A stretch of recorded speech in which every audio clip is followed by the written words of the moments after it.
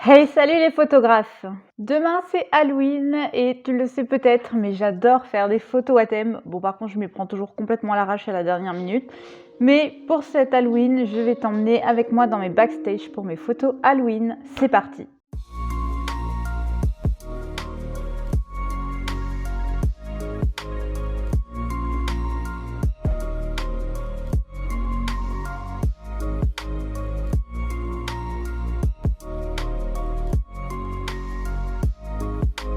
Salut les photographes et bienvenue sur la chaîne La Patte sur l'objectif, la chaîne où on parle de photographie animalière, chats, chiens et chevaux. Demain c'est Halloween et comme à chaque fois quand il y a une fête comme ça, j'adore faire des photos à thème. C'est assez compliqué parce que souvent ça demande un peu d'imagination, ça demande aussi de réfléchir à pas tomber dans ce qui est déjà fait et refait. Et il faut essayer de ne pas s'y prendre à la dernière minute si on veut sortir nos photos dans les temps. Et c'est un petit peu mon point faible, j'ai toujours tendance à me dire tiens, dans une semaine c'est Halloween, mais je vais peut-être faire une photo d'Halloween. Sauf que du coup je me retrouve à chercher mes idées à la dernière minute, à devoir faire tout à l'arrache.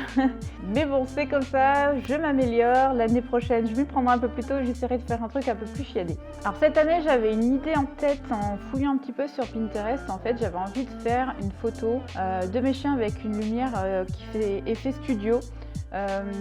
Où la moitié de mes chiens serait en fait un crâne de loup. Voilà, j'avais cette idée là en tête, plus ou moins floue, plus ou moins nette.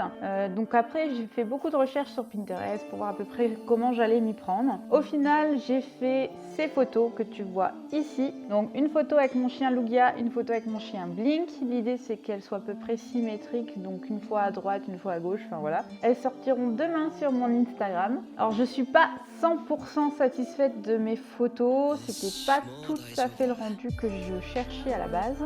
J'ai beaucoup tâtonné comme tu vas le voir dans cette vidéo, comme à chaque photo à thème. Généralement je ne pars pas avec une idée ultra précise en tête, donc je tâtonne, je teste des trucs, je reviens en arrière, enfin voilà. Mais je trouvais ça quand même intéressant de te montrer un petit peu comment j'ai travaillé sur ces deux photos. Donc pour te montrer, j'ai utilisé finalement deux photos. Donc il y a deux photos que j'ai faites en fait chez moi pour avoir les photos de mes chiens, et ensuite j'ai utilisé cette photo là qui est une photo de crâne de loup. Seulement la résolution n'était pas tip top, donc ça donne un effet un petit peu dessin, mais j'ai pas trouvé mieux. J'ai pas réussi à trouver une photo de crâne de loup dans les perspectives que je voulais avec suffisamment de netteté.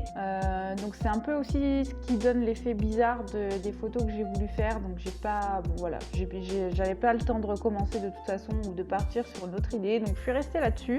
Déjà je vais te montrer un petit peu les backstage, donc comment j'ai réalisé les prises de vue. Donc pour commencer, j'ai mis toute ma maison dans le noir et j'ai laissé la lumière venir que d'une seule fenêtre. Je préfère utiliser la lumière naturelle comme m'embêter à monter des flashs ou des softbox, surtout que là la lumière elle était parfaite. Donc voilà, il a juste suffi que je mette mes chiens un coup l'un dans un sens, un coup l'autre dans l'autre, et j'ai obtenu mes photos de base qui allaient très bien. What was it like to wake up after having never gone to sleep? That was when you were born. Ensuite, j'ai cherché pas mal d'idées sur Pinterest pour vraiment orienter plutôt l'ambiance de ma photo et un peu le style de retouche que j'allais apporter.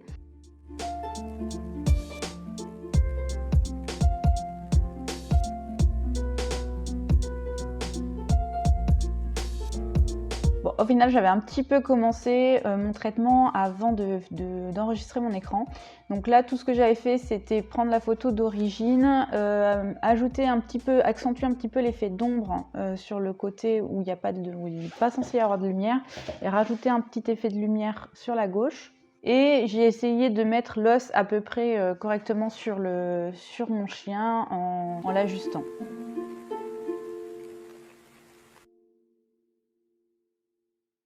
En sachant que l'os, je l'ai trouvé sur Google, en fait c'est un vrai os de loup, un vrai crâne de loup que j'ai mis, et en fait tout ce que je fais là, je le fais par des masques de fusion pour pouvoir toujours revenir en arrière sur mes retouches. Alors tu vas voir, je tâtonne beaucoup, j'essaie des effets de lumière, je reviens dessus, je remets, je renlève, enfin voilà, j'avais une idée assez précise en tête. Au final, c'était assez compliqué. Enfin voilà, je voyais pas trop encore où est-ce que j'allais exactement et comment j'allais le réaliser. Et le problème du crâne, c'est que j'ai pas trouvé un crâne d'assez bonne résolution. Donc là, ça fait limite dessin. Mais je te jure que c'était bien une photo.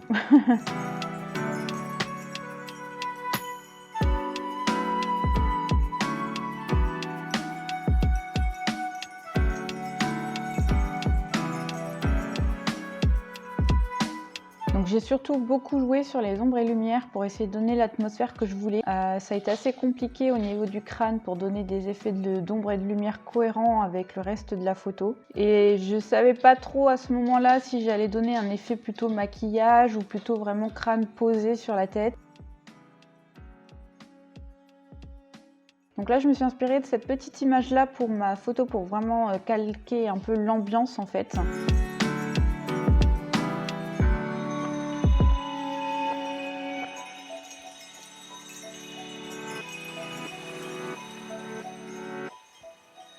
Parce que finalement, ce que je trouve le plus difficile dans ce genre de retouche, c'est vraiment de donner des lumières et des ombres cohérentes comme on retouche un petit peu tout ça. Ça peut vite devenir un peu n'importe quoi. Donc je te conseille toujours de partir sur un modèle qui va t'aider à placer tes lumières à peu près correctement.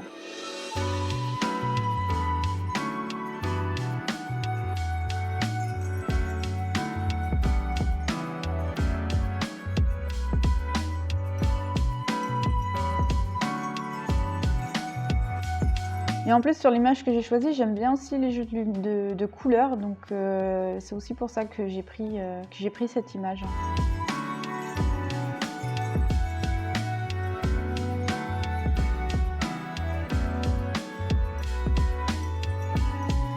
Donc là en fait j'ai essayé de mettre un ton un petit peu rosé sur mon chien, sur l'endroit où il y a de l'ombre en fait.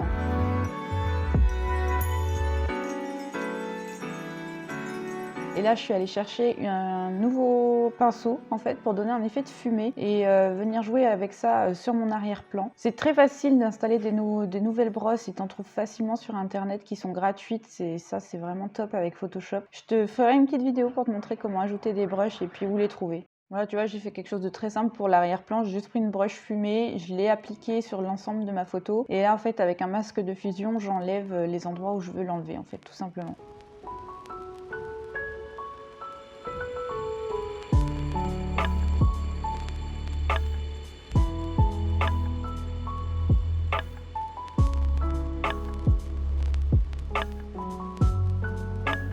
Donc là, j'atténue un petit peu les bords parce que ça fait vraiment trop présent.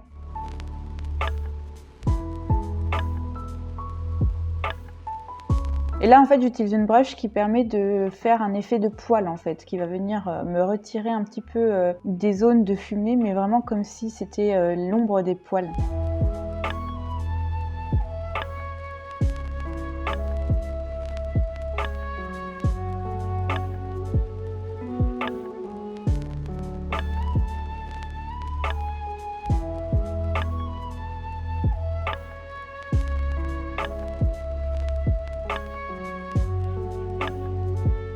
J'essaie juste de prendre un peu de recul sur ma photo parce que c'est vraiment pas évident. J'accentue un petit peu le regard. J'essaye de récupérer un petit peu le deuxième œil parce que je le trouve intéressant à ajouter sur la photo.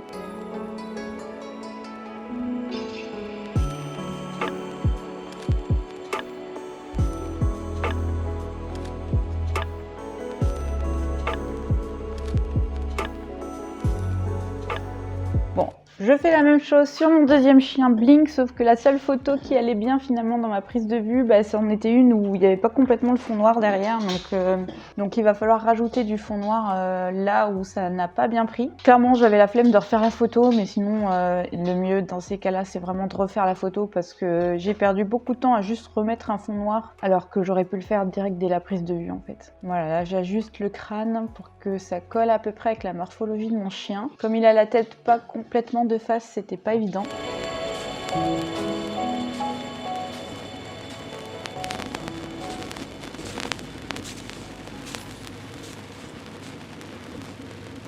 Et dans ces cas-là, je garde toujours ma photo précédente en fait à côté. Je copie-colle tout ce que j'ai fait sur la photo avec mon Malamute et comme ça va donner les mêmes effets et j'ai juste à rajuster après mes masques de fusion.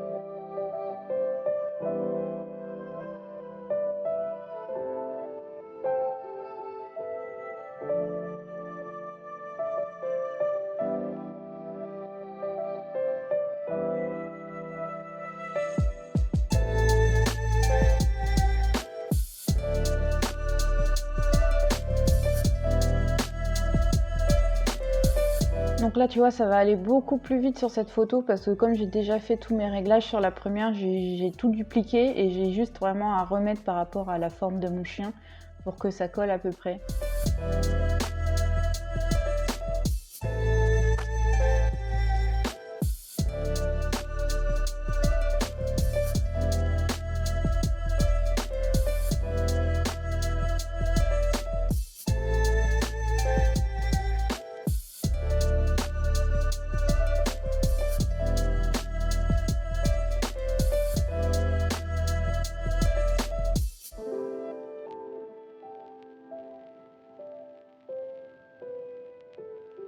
Et là, j'ai remis un peu de profondeur de champ, en fait, un flou sur le masque, parce que le masque est entièrement net, alors que là, j'ai une zone de netteté vraiment que sur l'œil de mon chien.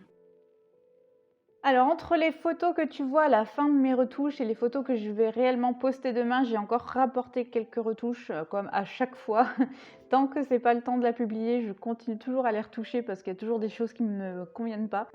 J'ai soumis un petit peu mes photos critiques et c'est vrai que les gens ne comprenaient pas que c'était un crâne de loup, donc elles étaient pas lisibles, mes photos.